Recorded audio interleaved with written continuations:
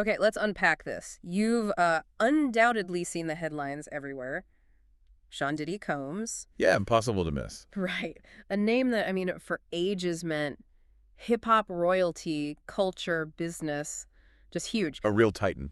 And now he's right in the middle of this massive legal storm and, well, a public one, too. It's intense. The whole conversation's just shifted completely Yeah. from, music charts to these really serious legal challenges. Shaking his whole empire, really. And what's really fascinating here, looking at the sources, is how it's not just one thing. It's this complex mix, isn't it? Totally. You've got the celebrity angle, the justice system doing its thing, and then public opinion just swirling around it all. It goes way beyond just the legal stuff, the procedure. Exactly. And that complexity, that's why we wanted to really dive deep for you today, kind of pull back the curtain. Untangle it a bit. Yeah. Yeah. So we're going to talk about those initial whispers about a Trump pardon, which kind of fizzled. Right, the rumors were flying. We'll look at the prosecutors, who seem to be getting, well, much more aggressive, pushing for more time than expected. Significantly more, yeah. And the bail denials, $50 million rejected. We need to talk about why. The judge's reasoning there is pretty stark. Definitely.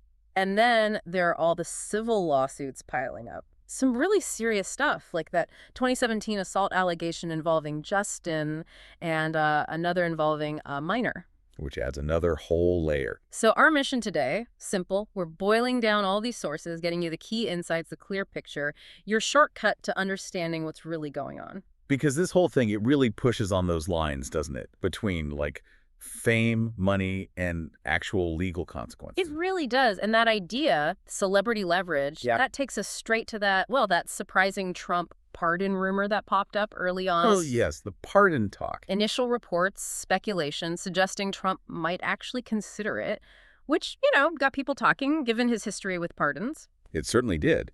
But, if we look at the bigger picture here, the sources are pretty clear on how presidential pardons actually work. It's not instant, right? Not like flipping a switch. Not at all. Despite what some people might think, it's usually a long process, takes time, often years, needs Justice Department review, criteria, recommendations.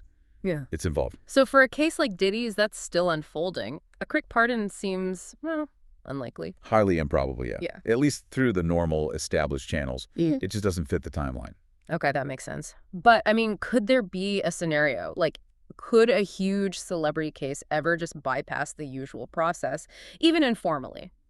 And politically, what's the calculation for someone like Trump? Is there any reason he'd risk the blowback for pardoning Diddy with these kinds of charges hanging over him? Well, based on what we're seeing in the sources, the political downside for Trump looks overwhelming. Yeah. Sure, he's used celebrity connections before, but this isn't like a simple endorsement. This would be stepping into a really serious, active criminal case. Right. Completely different. The political capital drain would be massive. Yeah. And it could look like he's just undermining the justice system. That could alienate a lot of voters who want accountability no matter who it is. It's not like, say, 50 Cent showing up with Trump, which was more about, public alignment during an election cycle. Exactly. That's optics, endorsements. This is direct intervention in a criminal matter. Very different ballgame. So the sources suggest basically that while maybe celebrity endorsements matter sometimes, trying to pardon someone called a danger to the community? Yeah, that would almost certainly backfire. Big time. Especially right now. Politically toxic, maybe? Pretty much. Yeah. It really highlights how these worlds, politics and hip-hop or celebrity, they intersect. But a pardon like this, that's a whole other level. The sources suggest the system, right now anyway, seems more focused on accountability here, regardless of fame. Challenging that old idea of, special treatment. Which is kind of the core issue being tested here, isn't it? Absolutely. The integrity of the system. Yeah. And speaking of that system, the legal pressure on Diddy, it's definitely ramping up, according to our sources. No question. Federal prosecutors are taking a really aggressive stance. Reports initially suggested maybe, 4 or 5 years? That was the early talk, yeah. But now the prosecution's pushing for, and this is the quote, much longer prison time. Much longer. And that's not just random talk. It's tied to the federal sentencing guidelines. Explain this a bit. How do they work? Well, they're complex, but they provide a framework.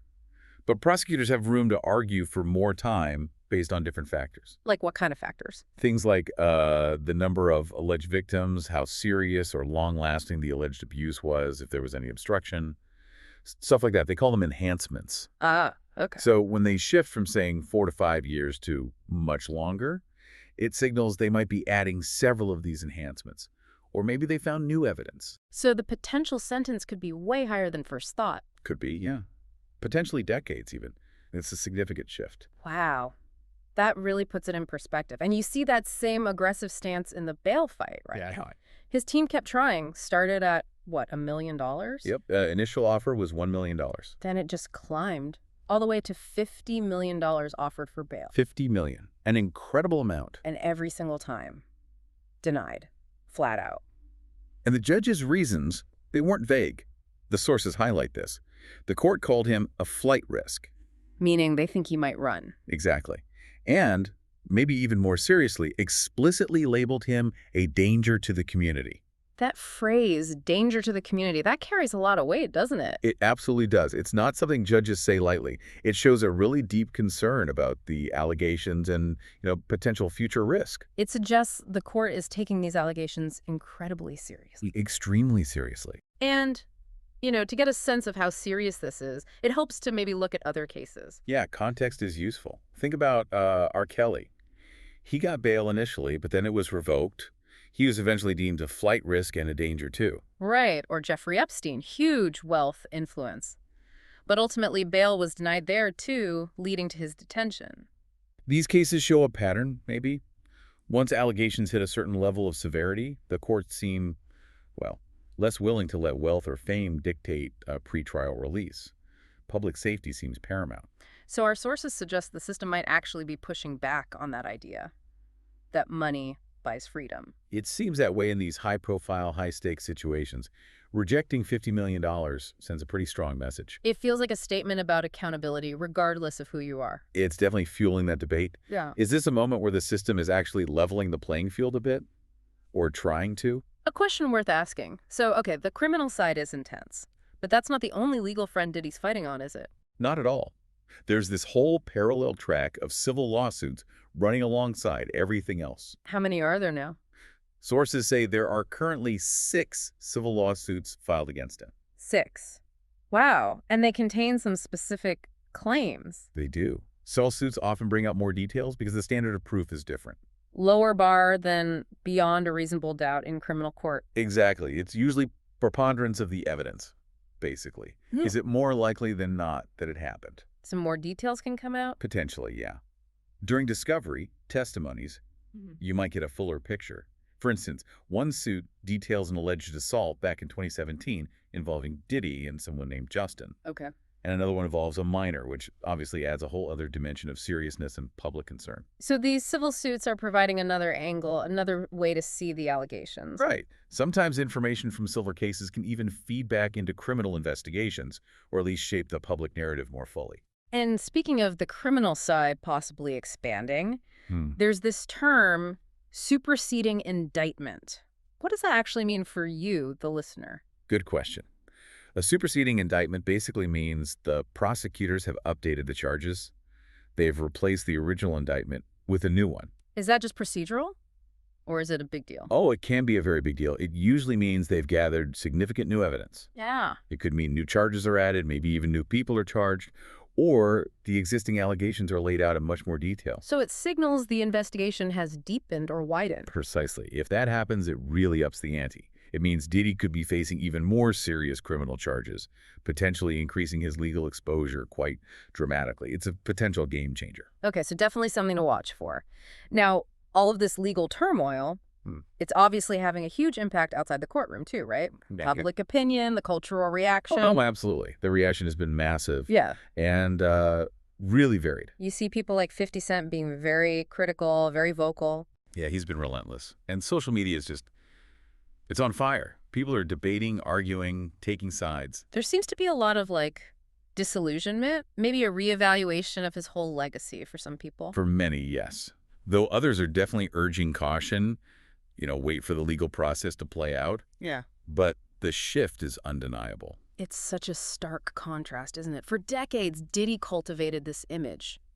Untouchable. Mogul, icon, Mr. Success. The ultimate impresario. Yeah. Swagger, success, everything. And now people are using words like downfall. It's a huge shift in perception, really dramatic. It is. And it's not just about him personally. It kind of forces a look at the culture he was so central to. How we view icons, maybe. Yeah, what we expect from them, how their private lives and public image connect or disconnect. The sources really point to this tension. So what does this all mean for you listening? It brings up those tough questions, doesn't it? Like, is this the end of an era for him culturally? A major figure for so long. And that other big one.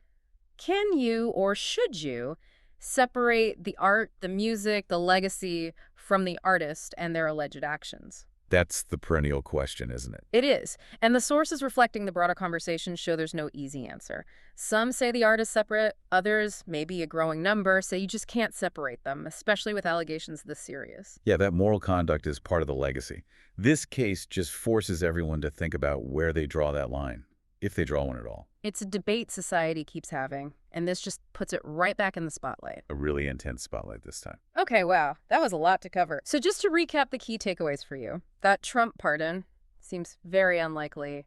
Politics process, it doesn't add up. Right. Prosecutors, they're pushing hard for much more prison time than initially thought using those federal guidelines. Bail. Consistently denied, even at $50 million, with the judge calling him a danger and a flight risk, explicitly. Can't overlook that. Yeah. And then the civil suits, 6 of them, bringing out more details, including serious claims from 2017 and one involving a minor. All happening at once. So, considering all of that, the seriousness of the allegations, the legal complexity, how public opinion has just flipped, it leaves you with a pretty big question to think about, doesn't it? What's that? What does this whole saga tell us about celebrity, power, and accountability today? How does a case like this shape how we, as a society, think about who gets a second chance? That's a deep one. The intersection of fame, justice, and public perception, and what redemption looks like, or if it's even possible in situations like this. Exactly. Something to definitely mull over. Thanks for joining us on this deep dive. Yeah, thanks for tuning in.